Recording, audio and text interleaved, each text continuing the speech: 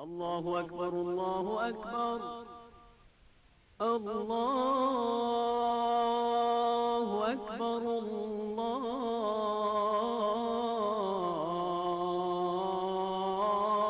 Ekber. Türkiye'de olan tarihi dini mekanlardan biri de gördüğünüz bu Eyüp Sultan Camisi'dir. İlk defa 15. əsrdə inşa olunan məscid üzerinden kısa bir müddet keçdikdən sonra dağılır. Onu ikinci dəfə 1789-cu 1800-cü illərdə inşa edirlər. Bax, gördüğünüz hal-hazırki bu bina məhz ikinci dəfə inşa olunmuş binadır. Az qalsın ki, üzerinden 3 əsrə yaxın bir tarix keçib. Ama bütün bunlara baxmayaraq, Türklerin, Müslümanların Eyüp Sultan Camisi'ne olan değeri, kıymeti ve sevgisi günü-gündən artır. Bu mekanın Eyüp Sultan adlandırılmasına gelince, deyilene göre İslam'ı ilk kabul edenlerden biri de Həzrət Eyüp Sultan olub. Ərəblərin İstanbul'u işğalı zamanı bu torpaqlarda şəhid düşüb. Həzrət Eyüp 7. əsrdə şəhid olduqdan sonra o İstanbul'da dəfn edilir. Uzun illər Eyüp Sultanın məzarının yeri heç kimə bəlli olmur.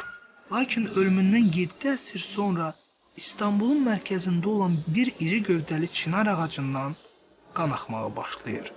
Din adamları bu əlamətin nədənsə xəbər verdiyini çox yaxşı bilirlər. Doğrudan da ağacdan qan axdıqdan qısa bir zaman sonra Həzrət Eyüp Sultanın məzarı elə həmən ağacın yanında aşkarlanır. Məzar tapıldıqdan sonra onun üzərində 1458-ci ildə Həzrət Eyüp Əl-Ənsara aid türbə tikilir. İnşasından əsrlər keçməsinə baxmayaraq, türbənin gözəlliyi insanı heyran edir. Müqəddəs türbə bugünkü günümüzə qədər belə sağlam bir şəkildə gəlib çıxdığı üçün güclü bir təmələ sahib olduğuna şübhə yoxdur. Bəhs etdiyimiz kimi, hal-hazırda biz Eyüp türbəsindəyik. 7-ci əsrdə vəfat eləməsinə baxmayaraq, Eyüp Sultan Əl-Ənsar hələ də bütün müsəlmanlar tərəfindən böyük bir məhəbbətlə anılır və xatırlanır. Demək olar ki, həftənin hər günü bura əsl müsəlmanlar, din adamları gəlir və ziyarət edirlər.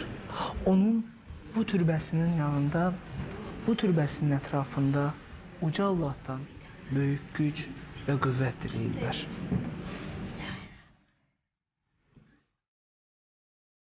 İslamın müqəddəs cümə günlərində Allaha inanan, onun əmrinə sadiq olan insanların toplaşaraq cümə namazı qıldığı müqəddəs Eyüp Sultan türbəsi və camisi yaşıl ağaçların fonunda uçuşan göyərçinlərin qanad çırpıntılarının sədaları altında bu məkanı ziyarət edənlərə mistik bir ilahi güc bəxş edir.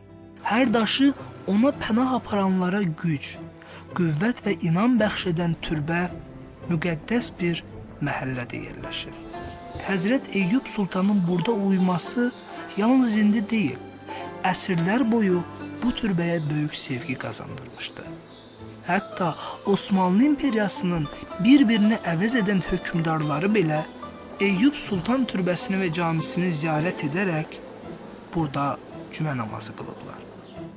Həzrət Eyüp tək İslamı qəbul etməsi ilə müqəddəs sayılmır.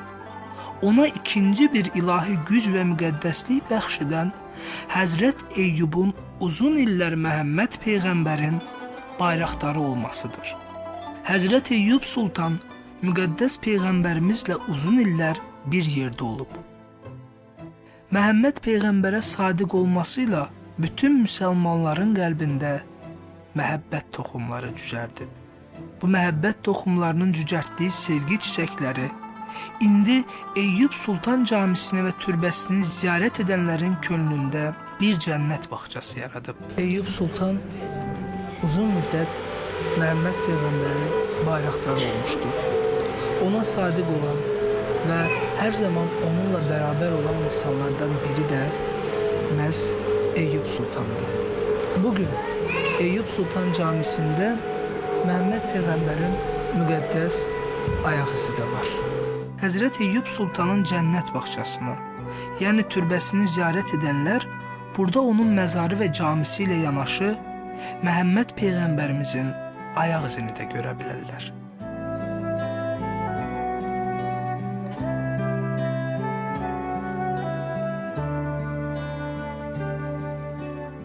İstanbulun mərkəzində yerləşən Eyüp Sultan məqbərəsinin həyətində isə bütün müsəlmanların sevə-sevə gəldiyi və ziyarət etdiyi Eyüp Sultan Camisi 1458-ci ildə inşa edilib.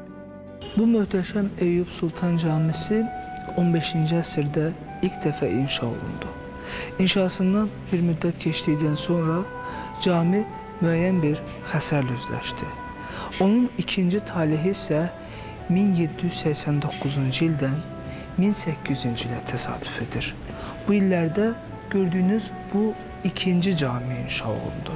Bütün mənəvi dəyərləri özündə birləşdirən, ilahi gücə və zəngin atmosferə sahib olan Eyüp Sultan Camisi və türbəsi əsrlər boyu olduğu kimi bugün də müsəlmanlar tərəfindən sevilə-sevilə ziyarət edilən məkanlar sırasında ön cərgədə yer alır. Çünki Eyüp Sultanın məzarı və Məhəmməd Peyğəmbərin ayaq izi, eyni zamanda buna bənzər onlarla ilahi əlamətlər bu türbəyə üz tutan əsl müsəlmanların yaddaşında silinməyən izlər qoyur. Bu səbəbdən də bugün dünyada yaşayan müsəlmanların çoxu Məkkəyə və Mədiniyə getmədən öncə Eyüp Sultan Camisini ziyarət edirlər. İnançları əsasən bu türbəyə 2 dəfə gələn şəxs Məkkə evini ziyarət etmiş olur.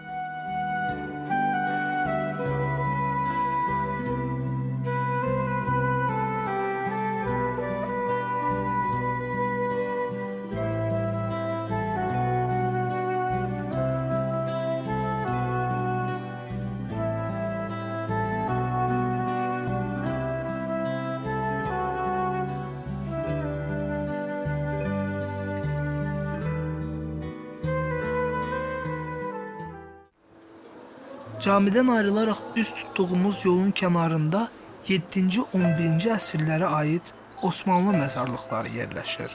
Vahiməli bu məzarların uzunluğu 2-4 metr olmaqla sayı 600-ə yaxındır. Osmanlı sülaləsinin əbədi iqamətgahında uyuyan insanların vəzifəsini, yaşını, hətta zahiri əlamətlərini müəyyən etmək üçün məzar daşlarına baxmaq kifayətdir. Əgər diqqət yetirdiyiniz məzar daşının üzərində əmmamə varsa və biraz da böyük həcmdədirsə, deməli bu məzar Osmanlı ailəsindən yaşlı bir kişiyə aiddir. Yox, əgər məzar daşı üzərində lələklərlə bəzədilmiş tac varsa, o zaman məzar Osmanlı xanımlarından birinə məxsus olduğundan xəbər verir. 13-14 əsrlik məzarlıqda cənnət mələklərinin, yəni dünyasını çox erkən dəyişmiş uşaqların məzarları üzərində kiçik papaqlar qoyulub.